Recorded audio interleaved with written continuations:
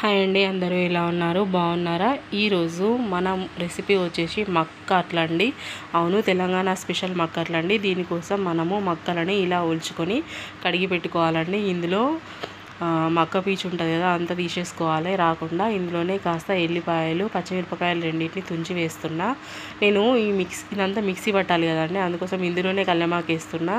పైకి వెళ్ళి కల్యమాకు వేస్తే మా పిల్లలు తినరు, వాటన్నీ ఏరి పెడతారు అన్నట్టు. అందుకని ఇక మిక్సీలో వేసేస్తే కనబడదు కదా, అందుకోసమని మక్కల్లోనే కల్యమాకు వేసేసి మిక్సీ పడుతున్నా. ఇప్పుడు దీని అంతటిని మంచిగా మిక్సీ పట్టుకోవాలి. మనకు మెత్తగా పట్టుకోవాలన్నట్టు, ఎందుకంటే మనం అట్లు పోసుకుంటాం కాబట్టి ఇక్కడ కొంచెం మక్కలు ఉన్నా కూడా మనకు అట్టి ఇచ్చిపోతుంది. అందుకనే మెత్తగా పట్టుకొని దీంట్లోనే కొంచెం జీలకర్ర వేసుకోవాలి.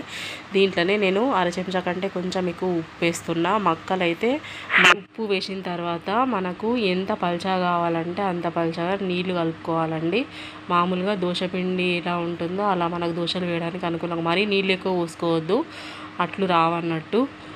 ఇట్లా మీడియం సైజు ఉండాలి పిండి అనేది, మీడియం ఏమంటారు, జారుడు ఉండాలి. ఇప్పుడు పెనం పెట్టుకొని మంట మంచిగా ఎక్కువ పెట్టుకోవాలి. ఫస్ట్ అయితే పెనం మంచిగా అయినాక కొంచెం మంట తగ్గించుకొని దాని మీద కొంచెం నూనె జీలకరించుకోవాలి. తర్వాత కొన్ని వాటర్ జీలకరించుకొని దాన్ని అంతటిని ఒకసారి స్పూన్తో నాటిటాను. అప్పుడు ఏమవుతుందంటే పెనానికి అంటుకోదు. మనం పోసే అట్లు మక్కట్లు జాగ్రత్తగా పోసుకోవాలండి, మామూలు దోశలే కాదు, ఇవి అతుక్కపోతే అన్నట్టు పెనానికి. ఎంత పెద్ద చెఫ్ అయినా కూడా ఈ మక్క అట్లు వేసేటప్పుడు కొంచెం పెయి దగ్గర పెట్టుకొని చేయాలన్నట్టు, భయపడే. ఫస్ట్ ఒక్కటి వెళ్ళేదాకా కొంచెం టెన్షనే. ఫస్ట్ అట్టు వెళ్ళిందంటే ఇక మనం జిందగీలు వెళ్ళచ్చు.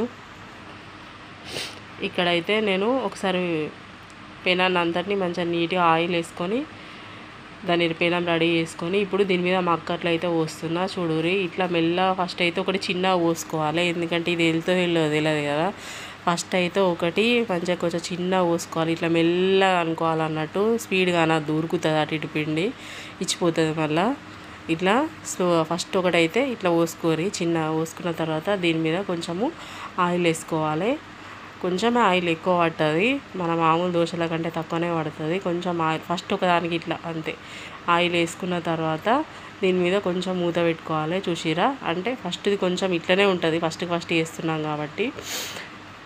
ఇది చూసిరా, తిరిగేసి కూడా కాల్చుకోవాలండి, ఎందుకంటే కొంచెం పచ్చివాసన వస్తాయి కదా మక్కట్లు, అందుకోసమే తిరిగేసి ఒక్క నిమిషం అట్లా కాలిందంటే ఇప్పుడు ఇది అయిపోయినట్టే, రెడీ.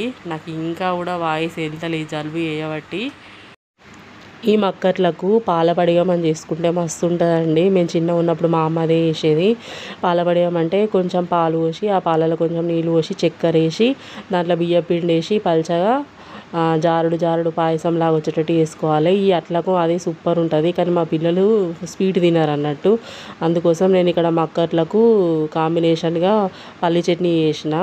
వాళ్ళకు దోశలు కానీ అట్లు కానీ ఏ పోసినా పల్లి చట్నీ ఉంటేనే తింటారు, అందుకోసమని వాళ్ళ కోసం నేను పల్లి చట్నీ అయితే చేసిన. చూసిరు కదా, ఇది రెండో అట్టు టైంకి పెనం మంచిగా సెట్ అవుతుంది అన్నట్టు. రెండో అట్టు పోసుకున్నాక దాని మీద కొంచెం అట్లా ఆయిల్ వేసుకొని మూత పెట్టుకోవాలి. మంచిగా ఉడుకుతుంది మూత పెడితే ఆవిరికి. చూసిరా, ఒక్క నిమిషం అయిన తర్వాత ఈ అట్టు ఉడురు ఎంత మంచిగా వెళ్ళిందో. అంటే ఫస్ట్ది ఏదైనా అట్లనే వస్తుంది, ఎవరికైనా కూడా అంతే. సెకండ్ టైం నుంచి అన్నీ సూపర్ అంటే సూపర్ వచ్చినాయి. మనం పిండి మంచిగా మిక్సీ పట్టుకోవాలి, మంచిగా కరెక్ట్గా నీళ్ళు పోసుకొని కలుపుకోవాలి.